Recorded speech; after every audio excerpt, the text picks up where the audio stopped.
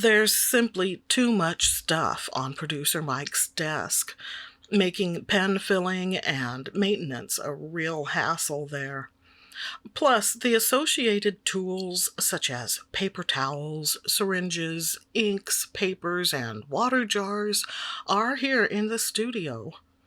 All of that means I get to fill and show fountain pens like this one, the Pelikan Pelikano. Pelikan is a German manufacturer of office and stationery products, including fountain pens and inks. The standard edition of this model, the Pelikano, comes in various colors, but this isn't the standard edition.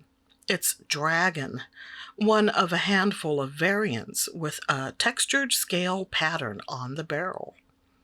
Stardust and Magic Ocean have different coloring, but the same scaled barrel design. Hi, I'm Irene. The first I heard of this pen was from a Chris Signs video. For context, I should probably explain that I often have YouTube playing while occupied with other tasks. That means I sometimes miss things, like when I heard Chris talking about her Pelikano. At the time, I thought, oh, that sounds interesting. So when I actually had one in my hands, it was a surprise. I mean, look at it. For now, I just want to toss in a few points and observations. This pen was around $20, and I believe it's marketed to students/beginners. The design is not subtle, nor is it elegant, so it's a good thing the pen writes great. The materials are very lightweight plastic, which gives the whole thing a cheap feel. That's unfortunate because I think I'd like the design more if it were made of metal. The nib has a similar shape to the Lamy Safari nib. In this case, it's a medium size, and boy, it is smooth and simply a pleasure to use. These pens are available in a right-hand and a left-hand version. I assume the difference is in the nib. The grip section is covered in a rubber or silicone material for comfort. The cap is the snap-on type, very secure, absolutely no issues with drying out. A cartridge was included, but not a converter. Now, about the ink, it's tourmaline from Lamy. Tourmaline is a gemstone, one that, according to a cursory Google search, often appears in shades of pink, blue, and green. It's also the birthstone for October. According to folklore, it's credited with a slew of positive effects, such as strengthening the body and spirit, as well as the ability to counteract negative energies like fear and grief. Thank you, AmericanGemSociety.org. A quick note concerning color accuracy. I review my footage on 2 monitors. One leans cool, the other leans warm, so adjusting color balance can be a challenge. But I can tell you that looking at the writing samples in hand on both white and cream papers, the color is a greenish blue or a bluish green, basically a teal. It's a very pretty shade, but at times it comes close to a phthaloishness that I don't care for. I understand the Pelikano is marketed to students and young consumers, so lightweight plastic materials and the budget-friendly price make sense. Still, I think the styling is a little goofy. Depending on your social circles, waving this thing around might make you the cool kid or the nerd. But I'm not here to rain on anyone's pen parade. There's a lot to like here, from its smooth medium nib to its overall reliability. Yeah, did I mention that?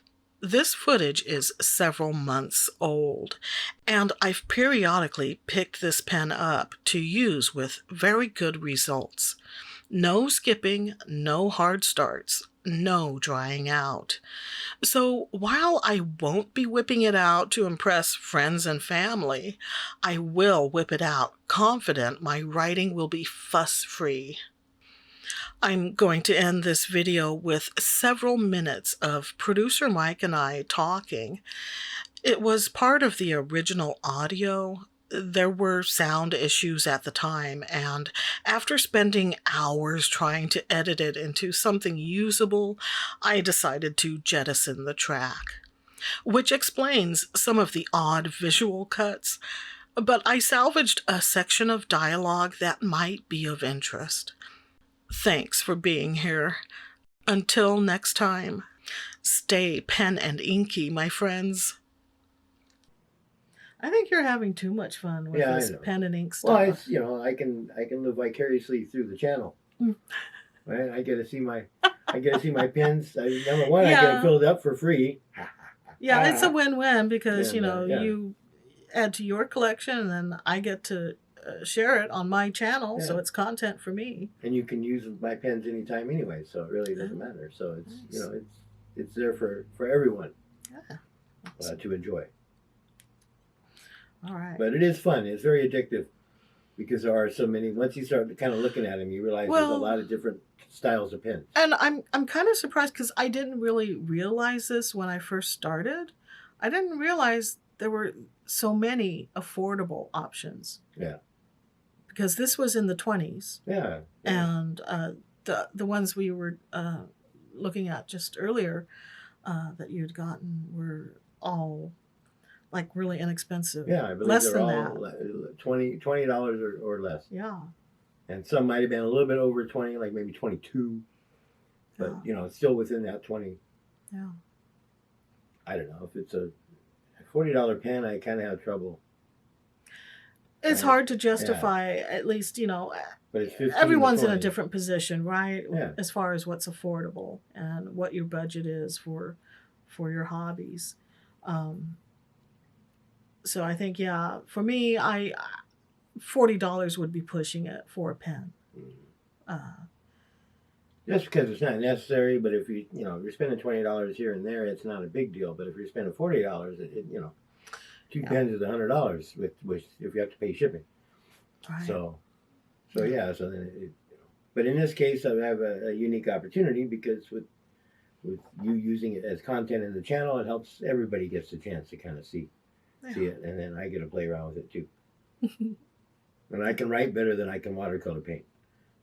So it's easier to sit down and play with a pen and I think pick colors I had mentioned Chris Signs in her channel. Yeah. And I think the reason why she was featuring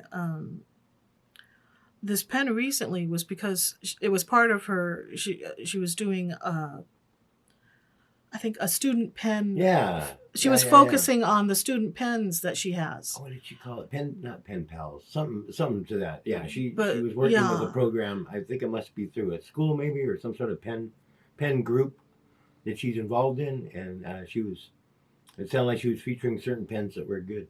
Mm-hmm. And she was featuring the Kakuno, the Pilot Kakuno, as well as some other pens too. But I know that she mentioned the Pelikano, and I really should catch up and find out what she was on about with the Pelikano, because I was distracted.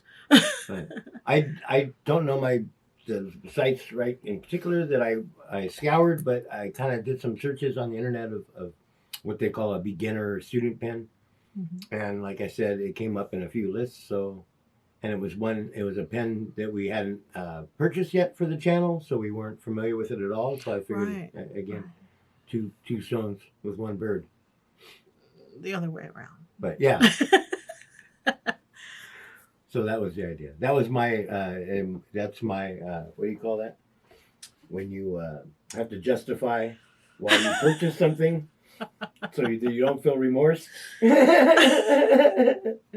Yeah, it was a good reason, and more than one Well, yeah, it's reason. go ahead, validate your purchase. Yeah, Why get down on yourself, right? Yeah. It's You like only live once. a YOLO. Yeah, YOLO. That's one of the new sayings now, right? FOMO and YOLO and Yeah.